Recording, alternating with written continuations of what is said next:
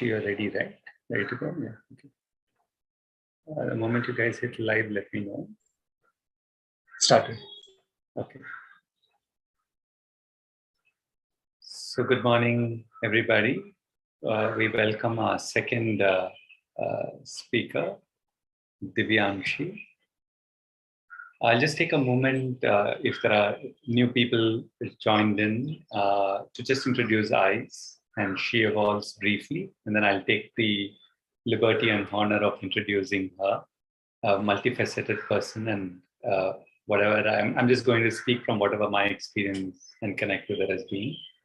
Ice was run by my dad for about 20 years, and me and Uma have picked up the legacy of taking it forward with many different people who are helping us. The focus we are bringing into Ice Trust is new creation, which means can we allow a new way of living to gently flow into the world? And for that, we are touching the different facets of living and life. She Evolves is one theme. Briefly, I'll explain what it is. We are touching nature, we are touching healing, we are touching education. We're also working in a very important group, which is Youth Above 60, a project which my dad was actually supposed to run, and now me and somebody else is running it. She Evolves is an attempt to capture, she stories, women who are able to connect to their essence, very simple people who live meaningful, extraordinary lives by the very fact that they are discovering something inside them or a passion outside, and they connect to it, perhaps over a lifetime, and allow that to flow into the world. So we took more than a month and a half to carefully select this 12 people, spend time understanding the essence. And one of the things we are going to request the participants at the end is to, we'll share a link, and we want you to share what is the quality that you observe, just for us to get a deeper understanding. Over to Divyanshi. I would say she's a very good friend of mine, even though we haven't spent much time. That's the feeling I get.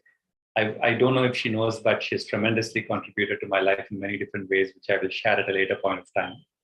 I know Manoj Pavitran, and when Divyanshi came in, and the whole works that were ready to blossom started blossoming. She holds power, she holds love, she holds truth. A person around whom things just flow, manifest, and a great capacity she holds there. Lives in Oroville, anchors much of the projects. So I'm not going to take much time because you're going to hear that from her. Welcome, and we're all ready to soak in your essence and learn and listen to your words. Over to you. Thank you, Arul. Would be good to have the cameras on. I really come alive when I'm talking to people, so it helps me to see you. Even as we see each other through Zoom, we are still making an eye contact, and I would like to make that eye contact. So if possible, please have your cameras on. It would really be very helpful. Thank you. Deepa, Padma, if you guys can also have your cameras on, it will really help. Okay, with that, thank you, Priya. Thank you, Arul, for inviting me. So what I thought I could be sharing today, first of all, being a woman is very, very, somewhat really close to me. And even this topic of She Evolves is very, very close to me. And I've had my own journey, my own dialoguing with this subject, particularly in spirituality, as they say that, you're neither a man nor a woman, you're a soul, and you shouldn't be thinking in terms of gender or sex. Then what does being a woman really mean has been a quest that I've been carrying for a long, long time, and I'm still carrying.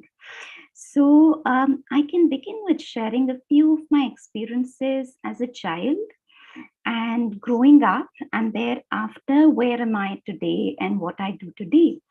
So one of the first times that this thing really dawned onto me that I am a woman in that sense was more from a social perspective. It was with its very sweet occasion of Raksha Bandhan, which at that time I didn't fully also understand what is the significance of that Tyohar, what is the significance of that festival. And I was very protective of my brother. And yet, I was the one asking for protection and tying the Rakhi. So I was like, we should both tie Rakhi because I also want to protect and nurture and help. And why should it be, just me asking for protection? Let us protect each other. But it was a part of a norm, ritual, and nobody agreed to it. It was just like, you do what you're being asked to do. So I did it a couple of times, but I felt very inauthentic doing that.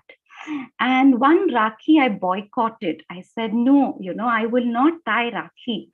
And I was literally, at the end of it, there was a bit of a fight at home between me and my father, a lot of crying and drama. And at the end of it, I succumbed. I tied the Rakhi. But the next year, what happened was something very, very beautiful. Which is my brother bought Rakhi for me, and he tied Rakhi. And even last year, I had forgotten about Raksha Bandhan, but my brother gifted me a Rakhi and it came to my home. And to the extent that, once we had everybody in the family tying Rakhis to each other, from me tying Rakhi to my nani tying Rakhi to my mommy, all of us tying Rakhi to each other to celebrate that fraternity, that brotherhood that Rakhi really, really represents. So that was my first encounter. And that was an encounter more from a social angle, more from this angle of feeling a sense of discrimination, feeling a sense of something is not right here. But as I kind of deepened into the journey, I really realized that it's a bit of a background noise. So Priya, if you can keep unmuting people, sorry, muting people, and everybody also, if you can keep yourself on mute so that everybody can listen in silence.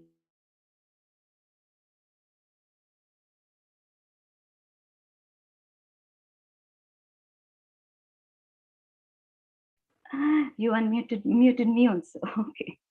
Coming back, yes. So as I kind of deepened into the journey, it became less about being a woman as a social thing and looking at it more from the, less from the angle of, how are women placed in the society to what is really the essence of womanhood. Who is a woman? What is a woman? The second incident I'd like to share is I was in a relationship with someone who had been into Vipassana for 2 decades, had founded a Vipassana center, and he was my first, encounter into spirituality also. And I was completely new, had no friends who had anything to do with spirituality, no knowledge, just, beginning to enter. And I remember asking him that, where is the woman in all of this? I am missing the woman. I'm missing the feminine. And he shut me down saying that, in spirituality, there is no man and woman. It is beyond this distinction. And I said, okay, he's more learned. He's been on this path for 2 decades. Who am I to say anything? So I shut up and I didn't say anything. But it stayed with me. This question stayed with me. What is the woman and where is the woman in spirituality? And cut to, I was eventually brought to the works of Mother and Sri Aurobindo, where you see that, the major work of Sri Aurobindo is Savitri, a woman, and the kind of just importance which has been given to the mother, to the Shakti. And reading the works of Mother and Sri Aurobindo, that brought in a lot of perspective in my life. I really began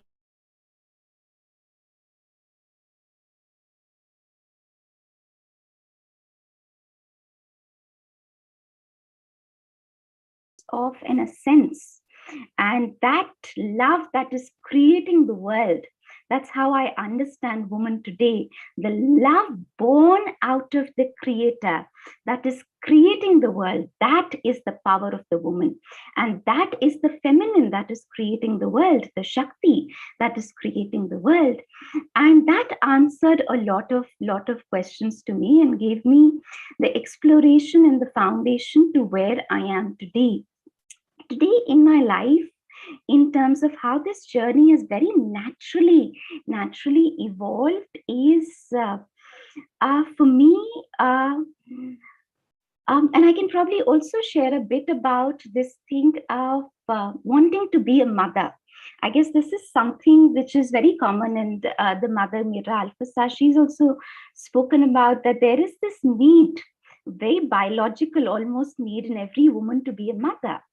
And this was also a question that was in my life at one point in time.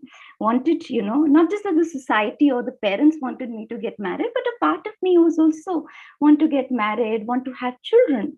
So at that point in time, it was a question of really asking oneself that is being a biological mother is what I'm looking for, or it is naturally being a mother to everything that I do or I am, or everything that I nurture in my life. And slowly the trajectory of life started taking me towards the latter, that slowly this quest of wanting to be a biological mother by itself faded away.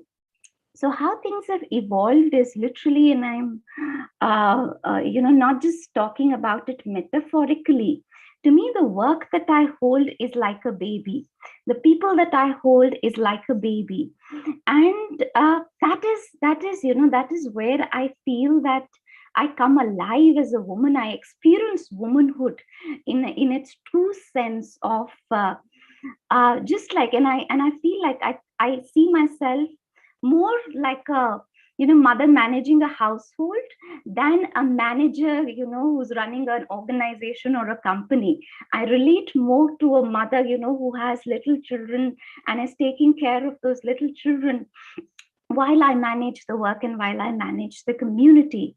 So yes, for me, that is the trajectory where life has sort of taken me, and I draw a lot of inspiration from the mother herself, how she really paid attention to small little details, and yet held the whole together.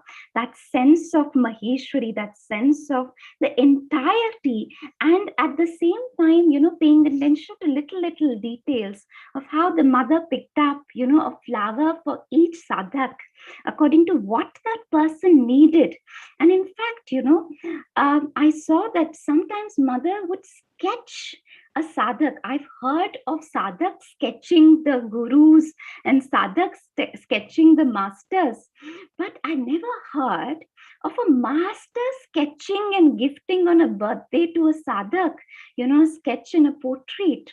So just how she took care of these little things. I mean, even just reading about the fact that on one hand, she was, very meticulous and detailed about taking care of Sri Aurobindo's meals. That it has to be, in a certain way at a certain time, and it is given in a certain way. Just like how an ordinary, so as to speak, a housewife would do. And at the same time, she was running this big empire, this big, vast empire of so many centers spread across the world, and an empire with a depth, with an evolutionary depth. So I draw a lot of inspiration from her, just who she is and what she did, not just what she said. But I'm also really inspired by how she tackled different situations. And just one more story of the mother. One second. Just one more story of the mother that I'm reminded of. It's a story of Tara Didi, who's running the Sri Aurobindo Ashram, the Delhi branch.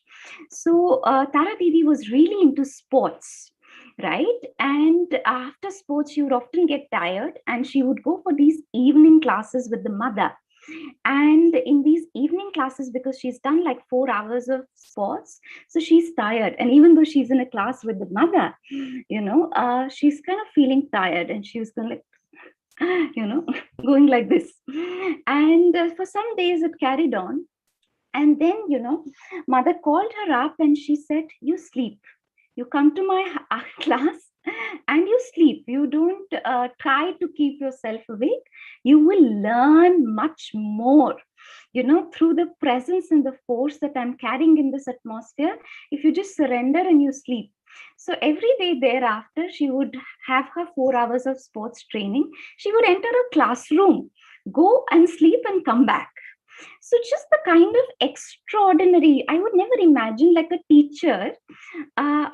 It would annoy an ordinary teacher if a student is sleeping in class. It would annoy me. If I'm like, keep your cameras on, and I'm already making this demand. And it would annoy an ordinary teacher that a student is sleeping in my class. But the way she worked was just beyond all of us, and how extraordinary solutions she often came up with. So yes, I draw a lot of inspiration from her. In many ways, she is my role model. And coming back to this, also this quest of a role model, there is a small booklet by Nalini Kanta Gupta, who's a devotee of Mother and Sri Aurobindo. He's written about women and the feminine, and I happen to be reading this book, and it's in this book he speaks about and he could, in a certain sense it is right, in a certain sense it's not also fully true, but he writes about this fact that men have a lot of role models from the past to emulate and source from, but the world is yet to discover the woman. The world is yet to discover fully that feminine power. And therefore, women have to source from the future. Women have to source from what is yet to be than what has been in the past. And for me, that was a very, very inspirational line, and which is why what Sri Aurobindo has given in the form of the booklet, The Mother, for me is like a treatise, is a Bible for sourcing from the future, because it is the future which is, meant to manifest that Shakti, meant to manifest that feminine. So yes, this is what I had to share, but I'd really like to take more questions. I am deliberately not speaking a lot in terms of what I do and the work that I do, because I wanted to stay on the topic. But if that is what you'd like to hear more from me, I am happy to do that as well. But would now like to take any questions, any sharings that you may have.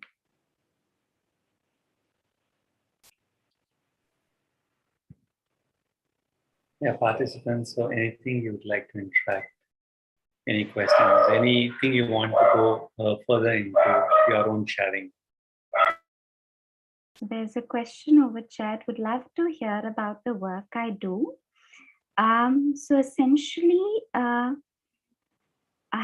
work I do, I build, formally speaking, this is how one calls it, which is facilitating, building, designing courses and practice labs based in the works of Mother and Sri Aurobindo, focused on integral yoga psychology, and helping nurture people to become self-aware and grow. We run an institute called Pugnam Center for Integrality. You can visit pugnam.orville.org. So that is at the front end of how one describes one works. This is what I do, but essentially how I see myself doing it. So on one hand, I am all the way from the Thambi to the CEO of the organization, and I do the little running around as well as the carrying the whole together. We have about 100 volunteers now working with us, and about 2,000 alumni in total, if I include all the alumni. Otherwise, in the intense flagship courses, that alumna number, I guess, is somewhere around 600. So yes, we build courses for youth of all ages to grow and to transform. One of the core courses is Swadharma, which is to find one's true calling, and then another is Swadhyaya, which is to deep dive into the works of Mother and Shri Bindu, and on that we collaborate with Arul as well. And then there is Savitri painting. Savitri painting is also because Priya was asking me, share a practice, share a practice. I was telling her I don't meditate. So it would be a bit pretentious for me to, give a practice that I myself don't do. Yeah. But in terms of if I were to really say there is a practice for me, there are two things that I can potentially say. One is, for me, work is really worship, and somewhat this awareness was there even as a child, that work is sacred. It needs to be honored. It really needs to be honored. Even as a child, even when somebody made me a class monitor, that responsibility of class monitor was a sacred responsibility to be done with a lot of love and sincerity, not just you do it for the heck of it. So work is sacred. That awareness was probably is a carry forward from past lifetimes, because it's not something that got cultivated somehow as far as I can remember. So yes, one of my major practices work. The other day somebody was asking me, oh, you live in Oroville, how is your routine? Do you get up at 4 a.m.? I said, no, I don't get up at 4 a.m. Forget 4. I don't even get up at 5 a.m. for that matter. I pretty much do what you do otherwise in the rest of the world. But my experience of what I do is very different, because of when I'm working, I can't tell you the kind of joy I experience. And I'm not telling, just when I get the results of it, the moment to moment integration, joy, peace, flow, love, force that I experience in my very body. I think for me, that is meditation. Work in a true sense for me is meditation. And some people look at it as being a bit of workaholic, but then I'm drinking the wine of sadhana, I would say. It's not just the wine of work, for that matter. So work is the primary practice. If I were to really say a practice, it is work. And the second practice that really came in my life is Savitri painting, and that's another course that we offer, which is also very, from a she evolves perspective, from a woman's perspective also, it's very, very beautiful. And I'll just narrate a little story here. And no offense to anybody, and but yeah, this has just been my experience. I'm just sharing very authentically from my experience. So I went to Vipassana a couple of times, and it was very useful in my journey, and I've recommended Vipassana to several people. But there was one thing that really, amongst incredible amount of things that inspired me, including their organization and how they're carrying Vipassana even after so many years of Goenka ji's passing. It was extremely beautiful, the entire experience. But one thing that really almost struck me or hurt me or pricked me was, don't look at a flower. You're getting distracted. You're getting distracted from meditation. Just hearing that thing, don't look at a flower, you're getting distracted from meditation. It really hit me. The sense, for me, looking at a flower is the method to go towards the divine, and meditation is to go towards the divine. And that really was like, okay, don't look at a flower. It'll take you away from the spiritual path. Somewhat, it wasn't spoken by Goenka ji himself. It was spoken by a volunteer, just to clarify so that we don't misinterpret. But it really hit me. And at that time, it really hit me that isn't beauty a doorway to the divine? Isn't colors a doorway to the divine? Because in spirituality, we also wear the white robe. I'm also wearing the white robe. It so happens today. And also, when I started moving towards this path, my mother started shopping all the white clothes for me for some reason. She somewhat thought, spirituality has to do with wearing all white color clothes. And cannot colors, cannot flowers, cannot this world of beauty, be a doorway to the divine. So that is something I carry very, very close to my heart. For me, a structured, beautiful environment is really a doorway to beauty. Brooming the room, cleaning cupboards, decluttering, bringing beauty, doing flower mandalas, these are all great gateways to purifying oneself, to walking the spiritual path for me. So beauty is very, very important aspect for me. It's like a painting speaks more than 1,000 words. For me, sometimes when I look at a painting, I feel like, yes, the potentiality of this painting leading one to one's soul and to one's psychic is so much more than perhaps, reading so much. So yes, Savitri painting was somewhere born out of that quest that beauty is a doorway to the divine, poetry is a doorway to the divine, art is a doorway to the divine, music is a doorway to the divine. And how can we consciously hold space for these two, progress on the spiritual path? And we have the greatest gift of Savitri by Sri Aurobindo to really use this as a tool. It is called the mantra for transformation of the world. So that is one of the courses we do. It's not to make people artists. It is that art belongs to everybody. Art just doesn't belong to the artists. We are all artists, just like, everybody writes. Everybody can journal. It doesn't require you to be an author to journal. Similarly, it shouldn't require you to be an artist to paint. Painting is an incredible method to deepen one's inner journey. It's like visual journaling, talking with the colors, and through the colors, understanding and seeing your deeper essence. For me, it means so much more when somebody, like, this is at least how I see it. Okay, the essence of Priya is pink, and it's this particular shade of pink because I'm really experiencing it like that. And thereafter, I convert it into words. Okay, this a sense of pink probably means harmony, la la la la la la la.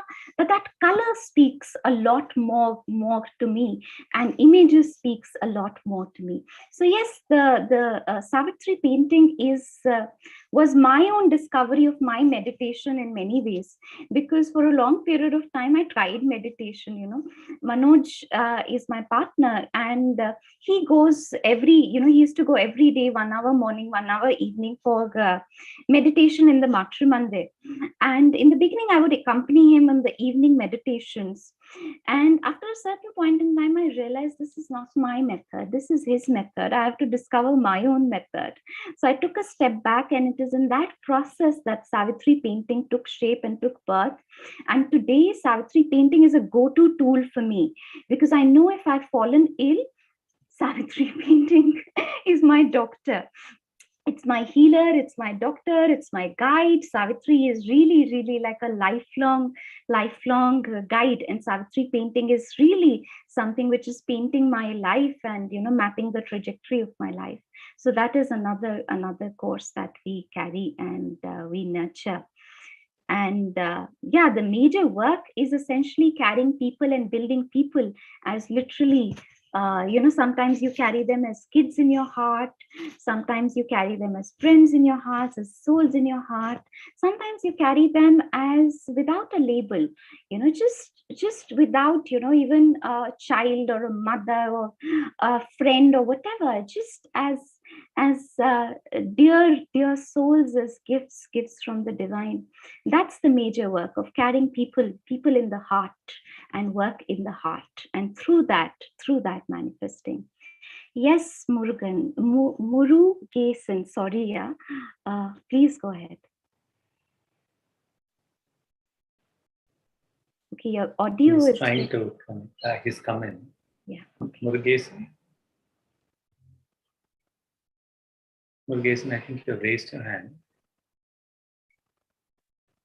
In the meanwhile, there's a question from Navneet. We want to listen more from Divyanshi about her life, what brought her to Auroville to take up such a challenging work, and what difficulties she faced from family and society. Okay, So yes, probably then this can be the last question because this is a rather long answer if I have to really speak about it. So what brought me to Auroville? Um, I really see it as, mother picked me and put me here. That's how I see it now. Of course, at that time, I felt I gave a lot more credit to myself than I'm able to give now, because now I really see that my role that I played in this journey was very little. There was a lot that mother played in that process of bringing me to Auroville. So for me, I was, the kind of a topper person and very good at studies and everything. And at some point in time, I was in Lady Shri Ram College and I was getting sick of studies. From being like a topper to really feeling, why do I have to give exams? Till when do I have to do it? It was becoming a bit tiresome. And I was beginning to question the education system, which is, I would say, rather late, because the education system worked for me, so I didn't question it. Only when it stopped working for me, I realized that there is something pretty off about the system. And that's when I realized it wasn't working for 70% of the people all throughout, or in 70% is a underestimate. So that's when I started questioning the education system. And from there, I was led to this place called Sambhavna Institute of Public Policy. And that made me question the entire economic system altogether. So, as a child, I remember I would hardly be in first standard. And just with, seeing some beggars on the road would hurt me, that why am I traveling in a car and why is this disparity there? And I remember just going to my parents, my mother and father, and I said that, I don't want to earn money. I don't want to get into this corporate 9 to 5. I want to solve this problem, which is I'm not feeling comfortable with this, how things are the way they are. And I want to serve, I want to give. So this quest that I want to serve and I want to give was really there.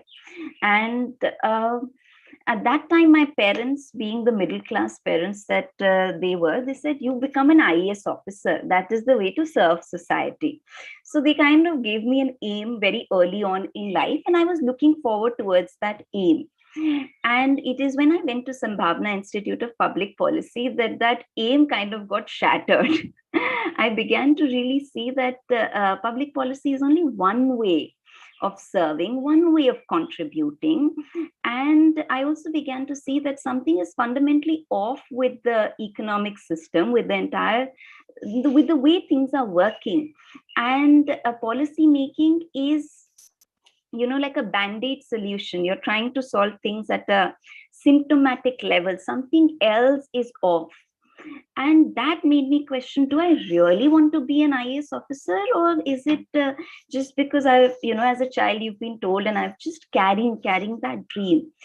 And but nevertheless, by that time, I'd already gotten admission in policy making at Oxford, and money had been paid. So I ended up going there, even though I had this inner experience, knowing from day one when I landed up in Oxford that probably this is not for me. And still, I ended up completing the degree. At that time, I ended up completing the degree purely for this thing that, money had been paid and I didn't want to disappoint my father.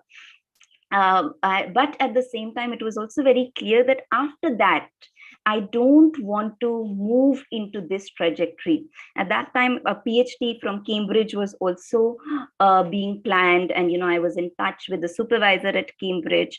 But it became very clear to me, I don't want to go on this road. And another thing that was coming to me at Oxford was I would just look at myself in the mirror. And I would ask myself, Divyanshi, are you authentic? Are you honest? Or, because as a child, I've been carrying this dream. I want to serve, I want to give, I want to contribute, I want to give myself to the society, is what I called it that time. are you serious about it? Or is it that you want a very, you want to study at the nicest college, you want to get a good job, you want to get a good husband, and then serve the society? Or do you want to put everything at stake, that everything is secondary, the first and the foremost priority is service? And if that is the first and the foremost priority, then your decisions need to be very different than the decisions you've been making so far. So that question began to really haunt me, that I felt that I will not be able to make an eye contact with myself if I don't take the plunge, if I don't take the leap, that I would be very inauthentic, that I'm writing such rosy things in my statement of purpose to Oxford. I want to serve, I want to give, and all of that. And am I really doing it? Am I really serving? Am I really giving? So that question really began to haunt me in many ways. And then there were several other experiences also, one of them being the fact that questioning the education system itself. I had a lot of trust in science, but I also began to realize that science is based on assumptions, a lot of assumptions about human nature. And when these people that we studied in India, we were reading their works, and in Oxford I was meeting those very people whose works we would just read in India. And when I would go and ask some of these questions to them, they were pretty ordinary people without knowing much of answers as to, why is it that humans are self-centered? Why does economics say humans are self-centered? Why does economics say that, humans are ever greedy creatures? Why does it have to be? Because it is like that. For them also, it is like that. And I said that, maybe science doesn't know. There has to be something beyond science that knows. And that is when I started first exploring religion. So I was a part of Oxford, not a part, but like sitting in the lectures of Oxford Islamic Society, Oxford Hindu Society, Oxford Buddhist Society, just first exploring religion itself. Because until that time, science had made me very anti-religion, that this is all hocus pocus superstition. But then I was like, maybe that these guys have something that science doesn't. So from religion, it became spirituality. From spirituality, slowly, it became very clear and apparent to me that one really needs to go deep into Indian spirituality. One of the things that I remember being in Oxford is just the kind of respect that a lot of people carried for India, the kind of respect I didn't see in India for Indian spirituality. But a lot of times, when I would tell some people I'm from India, they would look at me like, oh, that is the land of spirituality. This is where people discover themselves. And I'm like, I haven't discovered myself. What are you talking about? And that was like, okay, then I need to go back to India and discover what is this Indian spirituality. And also, this was the first time that I saw so much of respect for Sanskrit. In India, in schooling, Sanskrit was put down, in my experience, and it was looked at as a language of the past, boring thing, was not really respected. It's when in Oxford, in one of those formal dinners, I met some people from the languages department, and they saw Sanskrit as really like the king language or the queen language, and the kind of respect that they gave to Sanskrit, and they knew that this is the language of the future. I was like, wow, people sitting here understand about Sanskrit like this. And I used to think of, Sanskrit is all like passe and, language of the past. So it was becoming very clear that I need to dive deeper into Indian spirituality. And with that quest, I came back to India, that yes, I have to follow the path of my heart. I have to dive deeper into Indian spirituality. But I did not know, how to go about things, because I don't come from a family where anyone has anything to do with spirituality per se. I didn't have friends. My friends were more coming from an academic background, social development background, social policy background, not this kind of a background. So then it was the question of how do you begin and where do you begin. And it is at that point in time, I was lucky enough, I received an email in my inbox where somebody who had visited in my college, he had launched a year-long course into the works of Mother and Sri Aurobindo. At that time, I did not know who is Mother, who's Sri Aurobindo, but they had launched a year-long course. And the only reason I came for it is because the person who had taken that talk in my college was so joyful, delightful, blissful in his aura, in his vibration, that I remember just like for 2 days, I was just so happy for no reason. And that kind of made me trust that this person is authentic, not because I'd studied a lot. So in my journey, I really followed my intuition and my gut and my heart more than reading. So it wasn't so much through reading. Reading happened much later. So it's only when I came to Pondicherry, when I started reading, that I understood why I made certain choices that I made. But otherwise, until the point I reached and I arrived at Mother and Sri Aurobindo, it was more like trusting that inner sensing that I feel like it. And for me to come back, leaving PhD from Cambridge, coming back from Oxford, and telling my parents, I don't know what I want to do, but I know what I don't want to do. So there was at that time my father obviously getting very worried, as any father would get. I remember in a day he would send me like 5 to 10 mails about 5 to 10 PhD programs where I can enroll. So it was always kept on tempting me with acha PhD nahi karna hai, NGO mein kaam kar lo. You want to start your own NGO, we will support you, but you do something. And at that time I just had to tell them that give me some time. If your daughter has come so far, she will go also somewhere. You just have to give me some time. So I bought myself some time. At that time, in my heart, I knew I'm not going for a gap year, I'm going for a gap life. But I've also been very diplomatic in my communications. I told them I'm going for a gap year, and then slowly, gradually revealing to them as to where I'm going and what I'm doing, and life also revealing to me, because I did not know it. I will get a gift in the form of Mother and Sri Aurobindo, and this will happen in my life. But just taking these small little steps, and one step at a time, eventually led me to Auroville and doing what I'm doing. Okay, with that, I've exceeded for 2 minutes. So over to you, Arul.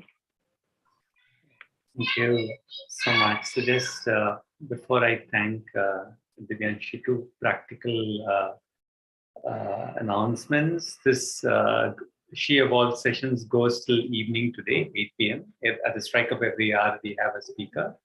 Do join in whenever you wish, whenever you can. Stay throughout if you wish. If you can mute people. Yeah. The second is there is a link which Uma has shared, where we are trying to understand the essence of each person who's sharing here. And we want to continue that. So participants who heard her, if you could just click the link, and in your experience, what is the quality that touched you, observed, etc. Do share it there. We plan to bring it all together in the evening session, 8 p.m., and also continue this forward. So the last few lines that you said, Divyanshi, is like if she has come this far, she would go forward. And I think it's only the beginning. I see huge power acting on her every time I connect to her, and I wonder how she's even managing that. It's like a strong descent all the time. And today, I was half listening to her and half connecting to that power that is acting on her. It's what they call in Tamil Osigaji, which means that you're in the presence of somebody, and whatever is blessing them, you just partake in that. So there's a huge power acting on her for sure. And we really look forward together to support you in whatever dreams and visions are there for India, for the world, and for Auroville. So thank you so much for joining us today and sharing your journey. I've been getting WhatsApp messages from two of my friends that they want to meet you, that they're inspired by you. So thank you so much. Yeah.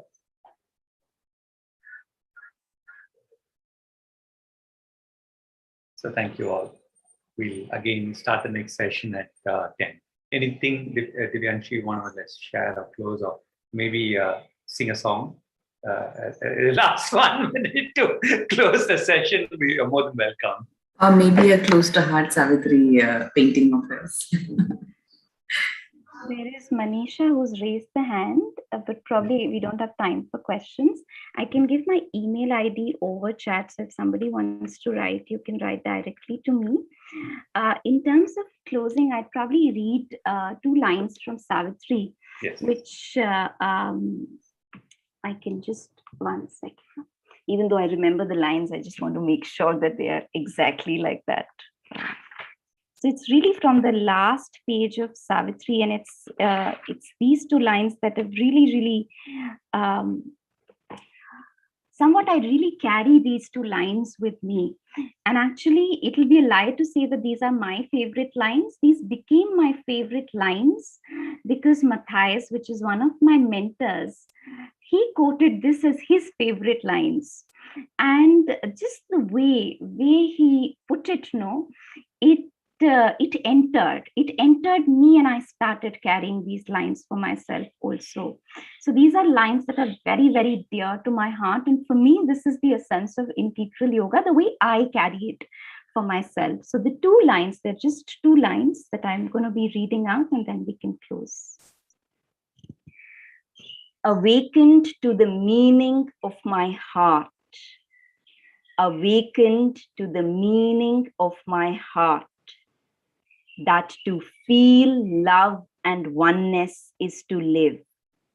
And this, the magic of our golden change, is all the truth I know or seek, O sage. Awakened to the meaning of my heart, that to feel love and oneness is to live. And this, the magic of our golden change, is all the truth I know or seek, O sage.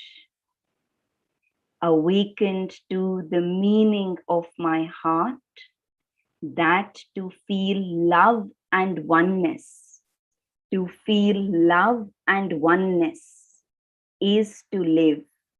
And this, the magic of our golden change, is all the truth I know or seek, O sage. Thank you. Thank you so much.